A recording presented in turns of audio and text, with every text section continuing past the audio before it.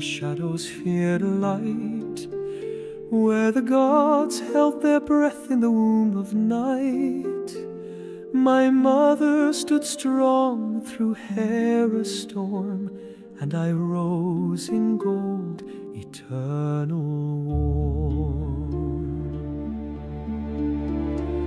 I strung my lyre with morning's flame, each note a law, each chord a name.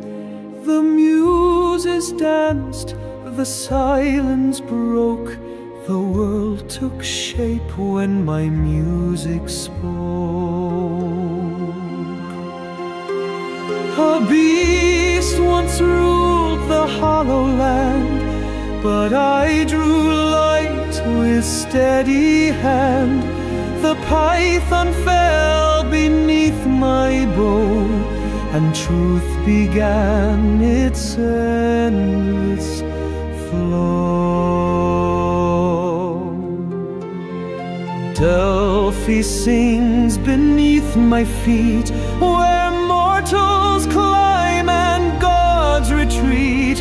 They drink my fire to see the thread, and leave with words the stars have said.